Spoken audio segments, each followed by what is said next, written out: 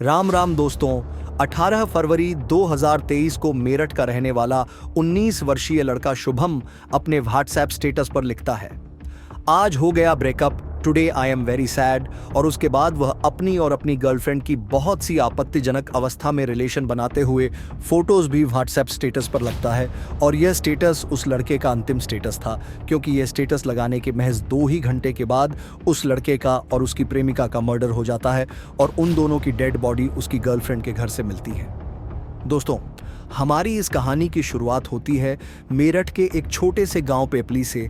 दरअसल मेरठ के पेपली गांव में 18 फरवरी 2023 की दोपहर को एक अनजान व्यक्ति पुलिस स्टेशन में कॉल करता है और पुलिस को बताता है कि हमारे एक पड़ोस के घर से गोलियां चलने की आवाज आ रही है, आप तुरंत यहां पर आ जाइए। हालांकि दोस्तों, फोन पर सूचना मिलते ही पुलिस तुरंत घटनास्थल पर पहुंच गई, क्योंकि यह मामला काफी ज्यादा गंभीर लग रहा था। और जैसे ही पुलिस घटनास्थल पर पहुंची तो पुलिस के द्वारा तुरंत ही क्राइम सीन के छानबीन की गई और पुलिस घटनास्थल पर पहुंचकर पाती है कि घर के एक कमरे में एक सोफे पर एक लड़की थोड़ी आपत्तिजनक अवस्था में मृतक हालत में पड़ी हुई है। हालांकि उसमें अभी भी जान बाकी थी, उसकी मौत नहीं हुई थी, इसीलिए पुलिस के द्वारा तुरंत ही उसे अस्पताल में पहुंचाया गया। वहीं नीचे फर्श पर एक लड़का मृतक हालत में पड़ा हुआ है, जिसके पास एक देशी पिस्तौल थी, जिसे देखने में ऐसा लगता था कि इस लड़के ने खुद ही अपने सर में गोली मारकर आत्महत्या की है। हालांकि जब पुलिस ने उस लड़की को अस्पताल में पहुंचाया, तब बदकिस्मती से हॉस्पिटल के अंदर उस लड़की ने दम तोड़ दिया और उसकी मौत हो गई। इसीलिए पुलिस के द्वारा दोनों ही मृतक शरीरों को पोस्टमार्टम के लिए भेज दिया जाता है और पुलिस पड़ोसियों से पूछताछ करने में लग जाती है। हालांकि दोस्तों, जब पुलिस ने अड़ोस पड़ोसियों से पूछताछ की तो पुलिस को पता चला कि मरने वाले लड़के का नाम शुभम है और मरने वाली लड़की का नाम साक्षी है, और ये दोनों ही एक ही गांव में और एक ही गली में रहते हैं और ये दोनों अच्छे पड़ोसी भी हैं। उनके घरों के बीच की दूरी महज 150 मीटर ही है और ये लंबे अरसे से एक दूसरे के साथ दोस्त भी थे, क्योंकि पड़ोसियों ने बहुत बार उन दोनों को एक साथ बाइक पर घूमते हुए भी देखा था। हालांकि जब पुलिस ने शुभम के घर वालों और साक्षी से घर वालों से पूछताछ की तो शुभम की बड़ी बहन ने साक्षी के घर वालों पर शुभम के मर्डर का इल्जाम लगाया। उसने कहा कि मेरे भाई और साक्षी गर्लफ्रेंड बॉयफ्रेंड थे और यह बात साक्षी के घर वालों को पसंद नहीं थी, इसीलिए शायद उन्होंने ही उसका मर्डर किया है। हालांकि इसके बाद पुलिस के द्वारा दोनों की फोन कॉल डिटेल्स निकल जाती हैं और दोनों की कॉल डिटेल्स निकालने के बाद पुलिस को पता चलता है कि इन दोनों की 15 फरवरी 2023 को ही लास्ट बार लंबे समय तक बात हुई थी। उसके बाद 16 और 17 फरवरी को इन दोनों की महज कुछ ही पलों के लिए बात हुई थी, और जिस दिन इन दोनों का मर्डर हुआ यानी कि 18 फरवरी 2023 को तो उनकी बात भी नहीं हुई थी।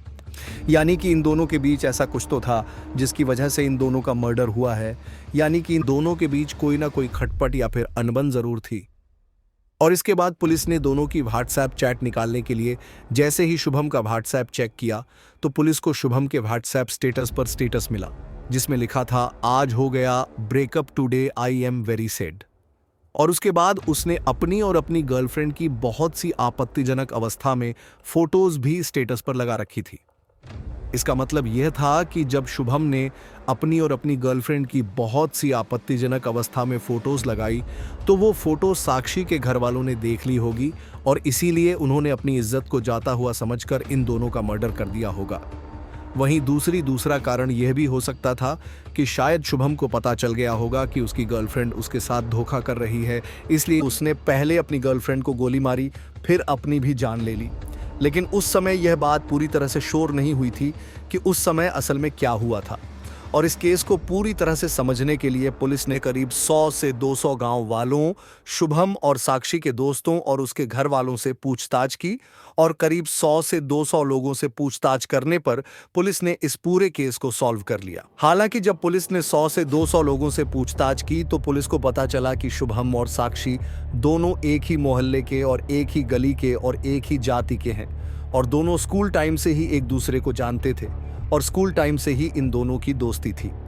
और फिलहाल शुभम सीए तैयारी कर रहा था, वही साक्षी सीए की तैयारी करने के बाद इंटर की परीक्षा की तैयारी कर रही थी। और पुलिस को पता चला कि शुभम और साक्षी का छोटा भाई एक ही क्लास में पढ़ा करते थे और वो दोनों अच्छे दोस्त भी थे। इसीलिए शुभम अक्सर अपने दोस्त से मिलने के लिए साक्षी के घर पर आता जाता रहता था और इसी वजह से उसकी मुलाकात साक्षी से हुई और उन दोनों के बीच पहले दोस्ती हुई।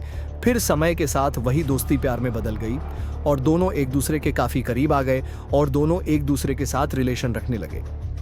हालांकि शुभम साक्षी के छोटे भाई का दोस्त था, इसलिए वह अक्सर अपने दोस्त से मिलने के बहाने से हर रोज साक्षी के घर पर जाता रहता था और घर वालों को भी उन पर शक नहीं हुआ, क्योंकि जैसा कि मैंने आपको बताया कि शुभम साक्षी के छोटे भाई का दोस्त था और उन्होंने इसी बात का फायदा उठाया और दोनों काफी ज्यादा मजे लेने लगे। दोनों ने आपस में नंबर भी एक्सचेंज कर लिए और सोशल मीडिया पर भी एक दूसरे से बातें करने लगे और ऐसे ही दोनों ने करीब 5 से 6 साल एक साथ समय व्यक्त किया। लेकिन अब जो उनकी जिंदगी में होने वाला था उसके बारे में इन्होंने कभी कल्पना भी नहीं की थी। और जब सब कुछ बिल्कुल सही चल ही रहा था कि तभी साक्षी की जिंदगी में एक नया लड़का आ जाता है और साक्षी उसके साथ दोस्ती कर लेती है और उसके साथ दोस्ती के चक्कर में रिलेशन में भी आ जाती है। और अब साक्षी शुभम से भी दोस्ती रखने लगी और उस लड़के से भी दोस्ती रखने लगी और बहुत बार साक्षी शुभम से चोरी चुपके उस लड़के से मिली भी थी। और अब साक्षी शुभम से ज्यादा उस लड़के के करीब रहने लगी और उससे काफी देर तक बातें करने लगी और उसने शुभम से थोड़ी दूरी बना ली। और जब शुभम को पता चला कि उसकी गर्लफ्रेंड आजकल उससे कुछ खफा रहती है, इसीलिए वह एक दिन अपनी गर्लफ्रेंड को मिलने के लिए एक पार्क में बुलाता। और जब दोनों पार्क में एक दूसरे के साथ समय व्यतीत कर रहे थे कि तभी शुभम ने साक्षी का फोन किसी काम से लिया। लेकिन जैसे ही उसने साक्षी के फोन का व्हाट्सएप चेक किया तो उसने साक्षी और दूसरे लड़के की व्हाट्सएप चैट पढ़ ली, जिसमें वह दोनों गर्लफ्रेंड बॉयफ्रेंड की तरह ही बातें कर रहे थे और उन दोनों की बहुत बार वीडियो कॉल भी हुई थी और उन दोनों की कुछ एक साथ फोटोज भी थी। इसका मतलब यह था कि साक्षी शुभम के साथ धोखा कर रही है और यह देखकर शुभम के पैरों के नीचे से जमीन ही निकल जाती है, क्योंकि वह साक्षी को स्कूल टाइम से प्यार करता था। लेकिन उसने उस समय साक्षी को कुछ भी नहीं कहा और उसने उसका फोन दे दिया और दोनों ने कुछ समय एक साथ टाइम व्यतीत किया। लेकिन उसी समय साक्षी के पास एक अनजान नंबर से फोन आ गया और वह फोन पर बातें करते करते घर पर चली गई। हालांकि उस समय शुभम ने साक्षी से पूछा भी था कि तुम्हारे पास किसका फोन आया है। तब उसने कहा कि मेरे घर से फोन आ गया है। लेकिन शुभम जानता था कि यह उसके घर का फोन नहीं है, बल्कि उसके नए आशिक का फोन है। हालांकि अब शुभम का दिल टूट चुका था, क्योंकि जिस लड़की को वह 5 से 6 सालों से प्यार करता था उसी ने उसके साथ इतना बड़ा धोखा कर दिया। इसीलिए वह अपनी गर्लफ्रेंड के बारे में सोचते सोचते ही पूरे दिन भर पार्क में बैठा रहा और जब रात हो गई तब भी वह अपने घर नहीं गया। लेकिन जब उसकी बड़ी बहन ने उसे कई बार फोन किया तो वह घर गया, लेकिन घर जाकर भी उसने उसे दिनों खाना नहीं खाया और वो बिना खाना खा ही सो गया, क्योंकि इस बात पर विश्वास नहीं हो रहा था कि जिस लड़की को वह स्कूल टाइम से प्यार करता है और जिसकी उसने हर एक इच्छा पूरी की है, उसी ने उसके साथ धोखा कर दिया और वह दूसरे लड़के के साथ रिलेशन में आ गई।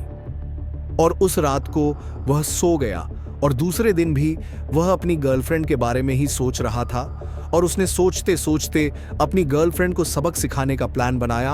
और उसे पता था कि 18 फरवरी को उसके सभी घर वाले एक शादी में जाने वाले हैं, इसीलिए उसने पहले ही अपने एक दोस्त की मदद से एक देशी पिस्तौल और 7 गोलियों का बंदोबस्त करवा लिया।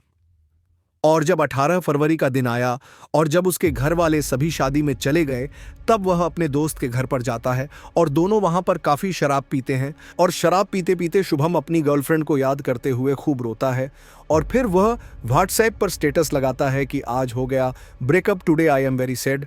और उसके बाद वह अपनी और अपनी गर्लफ्रेंड की बहुत सी आपत्तिजनक अवस्था में संबंध बनाते हुए फोटोज भी स्टेटस पर लगता है। और अपनी गर्लफ्रेंड की आपत्तिजनक फोटोज स्टेटस पर लगाने के बाद वह अपने हाथों में देसी कट्टा लेकर अपनी गर्लफ्रेंड के घर पहुंचता है। हालांकि उस समय उसकी गर्लफ्रेंड के घर पर कोई भी नहीं था, सभी घर के उनके दूसरे मकान में सफाई करने के लिए गए हुए थे। और इसी मौके का फायदा उठाकर उसने घर के अंदर घुसकर तुरंत ही अपनी गर्लफ्रेंड के सीने में एक गोली उतार दी, जिससे कि साक्षी तुरंत ही बेहोश होकर नीचे गिर गई, जिसे देखकर शुभम को लगा कि साक्षी की मौत हो गई है। और उसके बाद वह काफी ज्यादा घबरा गया और घबराहट में उसने अपने आप को भी गोली मार ली, जिससे कि उसकी तुरंत ही मौत हो गई, क्योंकि गोली सीधी उसके दिमाग में लगी थी। हालांकि जब उसे गोली चलने की आवाज अड़ोस पड़ोसियों ने से नहीं तो उन्होंने पुलिस को कॉल किया और पुलिस तुरंत घटनास्थल पर पहुंची और पुलिस ने इस पूरे क्राइम केस का पर्दाफाश किया। तो दोस्तों, देखा आपने कैसे एक गर्लफ्रेंड ने अपने बॉयफ्रेंड के साथ धोखा किया और इसी धोखे का बदला लेने के लिए उसके बॉयफ्रेंड ने उसे मौत के घाट उतार दिया और उसने अपनी गर्लफ्रेंड के साथ अपनी भी जान ले ली, वो भी अपने ही हाथों से। खैर, आपका इस पूरी story, latest real crime story in Hindi के बारे में क्या बोलना है, नीचे कमेंट सेक्शन में जरूर बताना। राम राम।